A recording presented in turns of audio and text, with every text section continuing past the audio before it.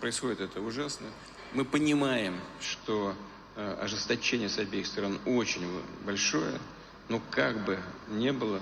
The day the Palestinian crisis began, everyone was expecting a prominent world leader such as Vladimir Putin, the Russian president, to address the situation in Gaza. However, he remained silent for a couple of days. Most of the information coming from the Russian president's office at that time pertained to, the potential use of weapons supplied to Ukraine in the Gaza conflict. Other voices we heard were from Russian news influencers. Much of the news analysis in Russia derided both the United States and Israel military-industrial complex for their lack of precision in responding to Hamas' highly coordinated, counter-offensive. Assalamu alaikum, guys. Please like and share to help us reach more people. Subscribe and I will make a dua for you. Check out this Russian folks, mate. Kremlin-controlled TV following suit, mocking both America and Israel for allegedly being caught off guard by Hamas's attack.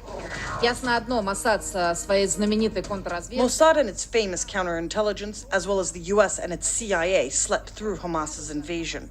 It's the biggest Israeli failure in security since 1973. Days later, with no official word from the leader of Russia, Putin finally spoke publicly during an economic event. He warned the United States to refrain from exacerbating the situation, the tensions between Israel and Palestine. This warning was significant given that Putin has a very strong relationship with pro-Palestinian countries like Iran. Урегулирования. Но Соединенные Штаты пренебрегли за последние несколько лет этими механизмами и решили отрегулировать все самостоятельно. Не использовали эти механизмы. И в последние годы ставку сделали на то, чтобы удовлетворить материальные потребности населения, проживающего на палестинских территориях.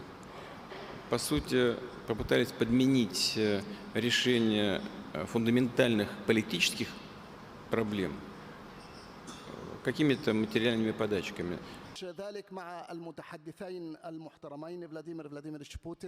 Мы всегда говорили о том, что этого будет недостаточно.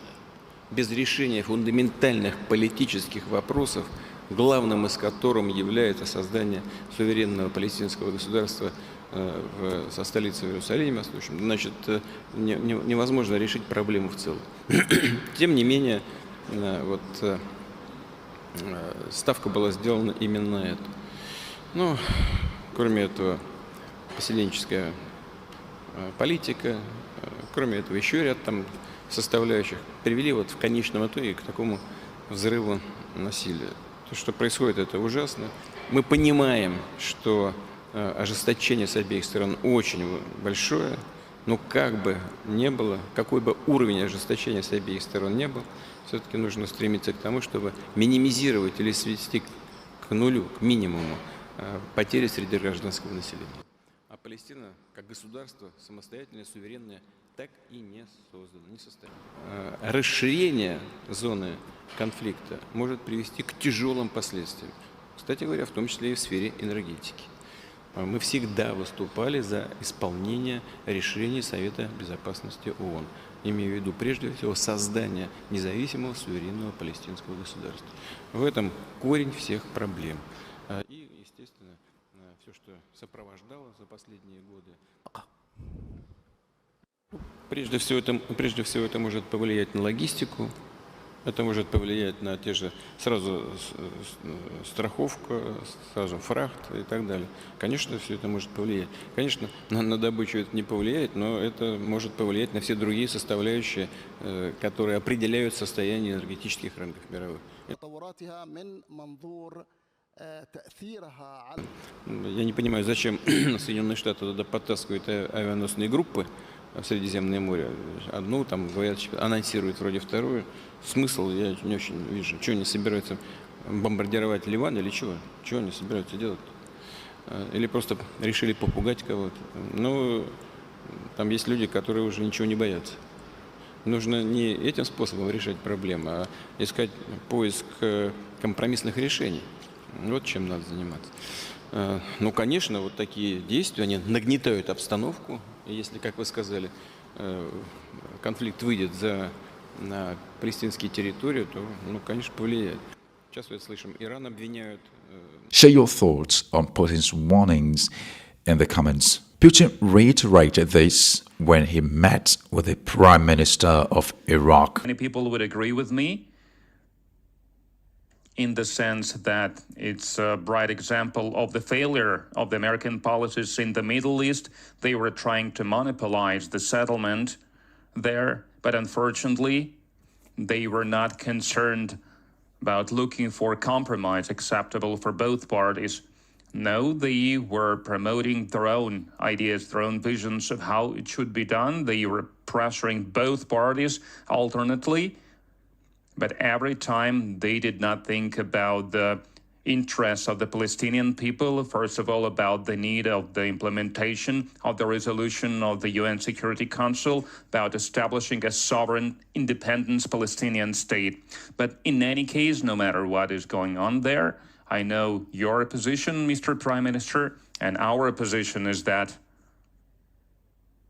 the damage to the civilians should be brought down to the minimum, and we call upon all the warring parties to do that. What obviously distinguishes Putin from other world leaders is his ability to speak from a layman's perspective. He does not adhere strictly to political correctness. In a video statement, he explicitly stated that the U.S. hypocrisy and double standards in its policy toward Palestine were the root causes of the ongoing crisis. This policy, he argued, resembled the U.S. stance in Ukraine, where NATO disregarded Russia's security interests, paving the way for the invasion of, the once beautiful former Soviet nation of Ukraine. Происходит это ужасно.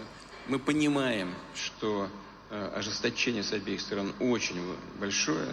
Но как бы не было, какой бы уровень ожесточения с обеих сторон не был, все-таки нужно стремиться к тому, чтобы минимизировать или свести к нулю, к минимуму потери среди гражданского населения, среди женщин, детей, стариков.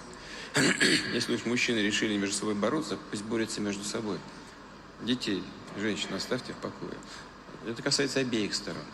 Putin's handling of the Ukraine crisis, which has seen a reduction in civilian casualties, demonstrates, his commitment to protecting civilians during times of conflict. We might wonder how the West would have reacted if Russia had responded like Israel did in Ukraine when Moscow's skyscrapers were damaged by drones, presumably from Ukraine. Honestly, this is not the case with NATO. We can remember what happened in Iraq. We have witnessed numerous instances of NATO indiscriminately bombing in the areas of invasion, such as Iraq and Yugoslavia, something less frequently seen in the conflict in, Ukraine. Russia has not gone all out to destroy everything. In summary, from our analysis, Putin seeks a lasting solution to the Israeli-Palestinian crisis. He has warned that isolating other major powers from the Palestinian peace process is perilous. He believes the U.S. may be deliberately obstructing the emergence of a viable solution based on what it perceives as Israeli security interests. Putin also condemned the expansion of new settlements on Palestinian land, something that has been a sticking point in the peace process. I hope the world hates Putin this time. He is correct in this matter. And please like, share and subscribe if you haven't already. See you in our next update. Assalamu alaikum.